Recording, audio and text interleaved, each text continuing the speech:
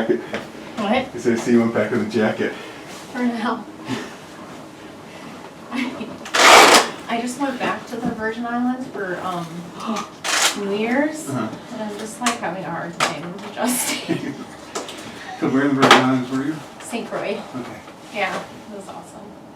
A lot of people don't know about it because everyone thinks St. Thomas. And St. Croix is amazing. Is it by St. Kitts? No, it's by Puerto Rico. Okay. I had a buddy who clerked down there.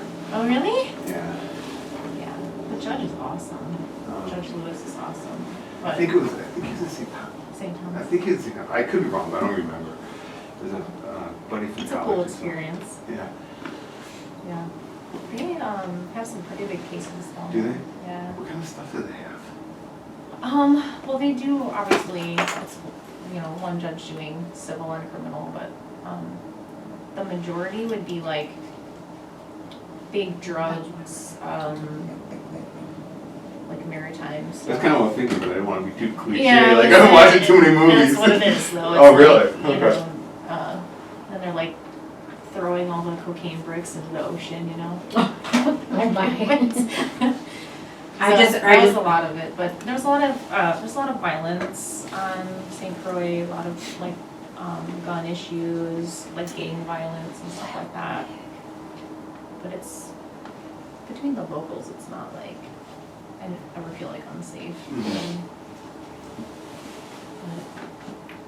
And when'd you come back? Like a year ago. It said, what made you come back? What made me come back? Well, I was trying to get my foot in the door of the federal courts here, and there was like a guy who was retiring, and they told me it would be like, if I was already a federal employee, it would be just a transfer. Mm-hmm.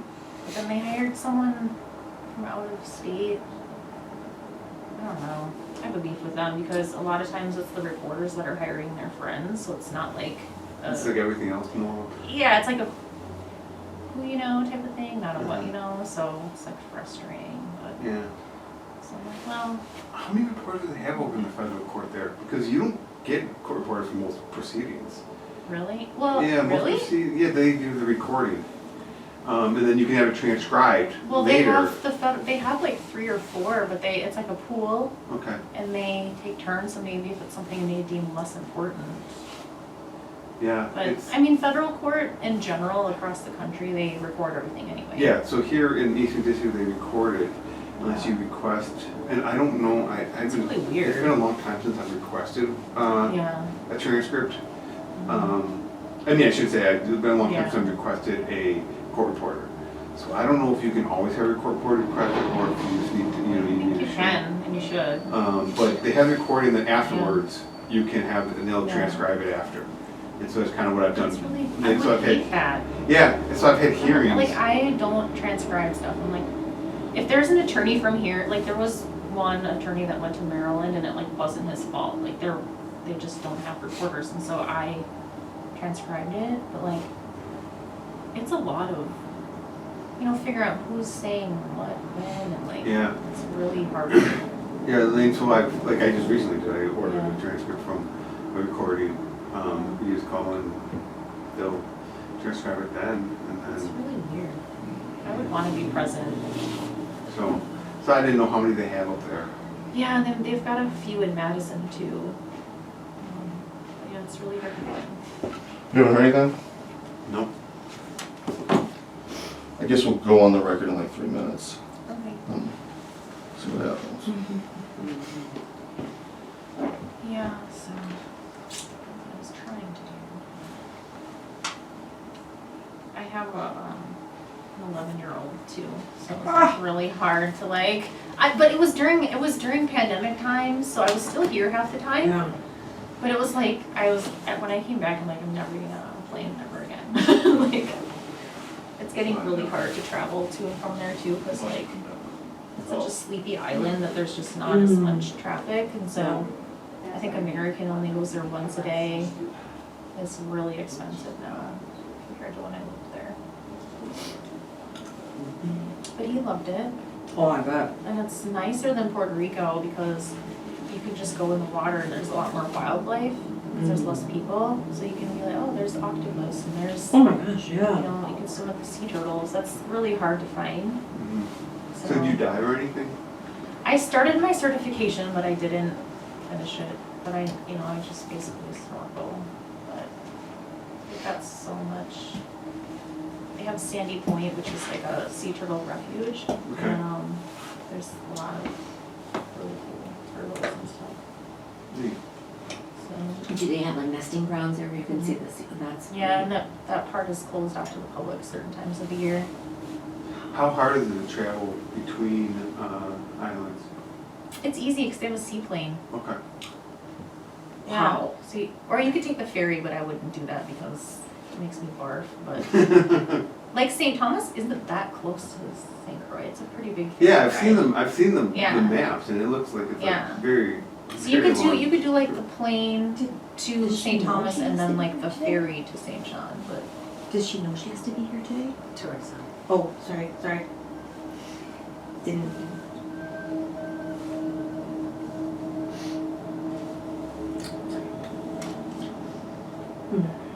I could never be in a seaplane. I don't think And how many people can sit in a seaplane? I think 4. I don't know. I've never been on the actual seaplane. Okay. I've been on like the little rickety things between Puerto Rico and St. Croix. Yeah, because You like duct tape the Floaters. seats. I'm like, They ask you to wait before you get in. Yeah. Hey, you gotta get on that side. You gotta get on that side. And they have You don't Cape Air, mind which is to a fly really, a little really Cessna? tiny plane. Wait. And sometimes you can sit in the cockpit with the. Oh, Really? I mean, Did you get to can you put the headset on? Yeah, let's see who That's this kinda is. cool. Yeah. Yeah, that's real cool. So Ryan, can you think of a reason we shouldn't be asking for a default here? Yeah. What's that? What would be the reason for default? Because she's an officer And what's your point? and she's not here. And Attorney Riordan told you that we have not been able to get in touch with her. And yet you're still proceeding. So, we've made efforts to get in touch with her? You're telling me this at 9:30 that you've made efforts to get in touch with her. Okay. Okay. And how I take it those efforts have been very successful. You know, we have not been in touch with her. We've not been able to get in touch with her. And Attorney Riordan, to my belief, Attorney Riordan had told you that. And we're still here today, so we assume that you guys got in touch with her.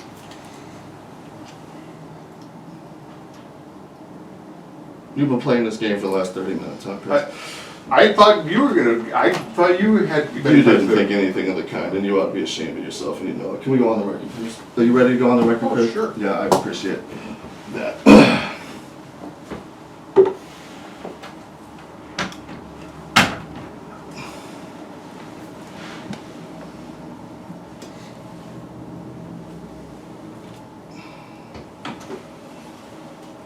All right. So, we are going on the record here. This is the case of Teresa Fallaron versus MPS. This is Ben Hitchcock Cross of Cross Law Firm speaking, attorney on behalf of the employee Teresa Fallaron. We are here pursuant to a notice of deposition to the respondent's clerk, the board clerk here, an officer. I have just been conferring with Ryan Maloney, attorney of Von Briesen, attorney for the respondent and employer, Milwaukee Public Schools. He's informed me here now, as of 9:30 for the first time, I guess we're at about 9:32 here now, for the first time, that he has made contact, no contact with the witness, the deponent here now, that he believed that I had been told already that he was unable to contact the witness from his colleague, that would be Mr. Christopher Riordan of Von Briesen. I am sitting here now shocked and amazed that Mr. Maloney would sit here and smirk at me and tell me that he doesn't have any information about this witness and assume that I did. That kind of behavior is unbecoming of an attorney and wasted everybody's time. We have been waiting here for at least 40 minutes altogether while Mr. Maloney sits there and smirks and chit-chats, knowing all the while that he had no information that his witness was going to come here.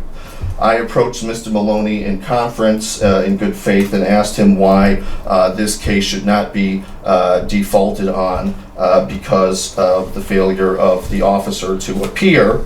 And Mr. Maloney sat there and smirked and told me that he had made attempts to contact this officer, that they had failed, and that he believed that I knew that.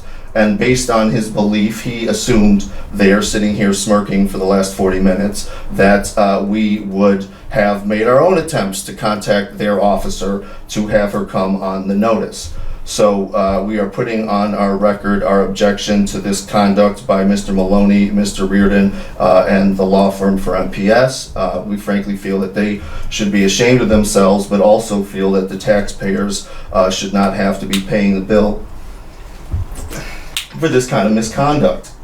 It's really shocking. As an attorney, I also want to point out that I feel that this conduct is outrageous and certainly wasting everybody's time, and certainly in violation of many ethical rules here, certainly candor to the opposing side, among other things. Sitting here smirking all the while knowing that we were wasting everybody's time and that my client was paying for this. And that your client is paying for this, and that books are literally being stolen out of the hands of the children of Milwaukee Public Schools. And the only reaction from this attorney is to sit there and smirk with no indication of any consciousness of really the magnitude of his actions here. So we are going to put on the record our insistence that our motion for default in this case for the employee against the employer because of the failure of an officer to appear on the notice. Again, we will also be asking for sanctions against the Von Briesen Law Firm, Mr. Riordan and Mr. Maloney personally, due to their conduct here, sitting here smirking, wasting everybody's time, knowing all the while that their witness was never going to come, and not sharing that information with us and wasting our time and money. Thank you. Quick statement on the record. The notice of deposition was for Miss Mann, and our office made several attempts to get in contact with Miss Mann for her deposition here today. We were unable to do so. It's my understanding that Attorney Chris Riordan notified Attorney Hitchcock Cross that we were unable to get in touch with Miss Mann. Despite that, this deposition was not called off. It was a notice deposition. As a result, I was obligated to appear today in the event that Miss Mann did show up, and the deposition would then be able to proceed without a representative of MPS. For that reason, I appeared here today, not knowing if Miss Mann would be showing up, and that's why I am here. There was no impropriety on the part of myself, Attorney Riordan, or anyone at MPS. We've made a good faith effort to get in touch with Miss Mann for her appearance here today, but we're unable to do so. I just have one other statement here for the record. Thank you. And it is simply this. I personally called up Mr. Riordan on Thursday and discussed with him both the deposition for Friday and as well as the deposition for Monday. At no time did he mention his failure to make his witness and the officer appear and his inability to do that. We were here for more than 8 hours on Friday. Much of that on the record, and at no time did Mr. Riordan say that Miss Mann was going to be unavailable today or that he had failed to contact her. It is true that prior to sending these notices that Mr. Riordan did make similar statements in a conference with the judge.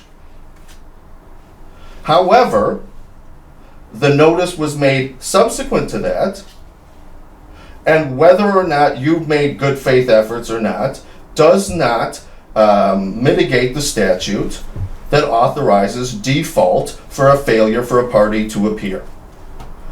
So with all that in mind, I guess we will continue our motion, and we deplore the waste of time. I mean, let's just think about the court reporter here for a second, Ryan. She's sitting here, showing up, wasting everybody's, her day. She could have had other things scheduled to do with her time. You're sitting here chit-chatting with her, and you know exactly what's going on. You know what's happening, and you're hiding the fact. That is contumacious behavior. That is duplicitous behavior. That is unacceptable failure to be candor with a third party. It's not the opposing party here, but the worker who's being paid to be here. Not to mention this lady who took her time off for her day. You're getting paid to be here, Ryan, and you ought to be ashamed of yourself. This is not the first time that I've had to remonstrate with you for your behavior in this office. And I wish it had been the last. Man, do you need to improve your behavior and be honest with opposing counsel. I feel strongly that you have failed to do that today. I can tell from the look on your face that you know that's the case. You ought to be ashamed of yourself. Take issue with the personal attacks. I've done nothing untoward here today, and Mr. Riordan can address whatever communications you and he had. I wasn't part of those, so I will not make a statement as to those. Okay. Thank you. Are you ready to go off the record? Sure. Okay. I'd like you to leave my building as soon as possible. Okie dokie. Okay. Would you like a copy of this? Yeah, that'd be great. Thank you. Thank you.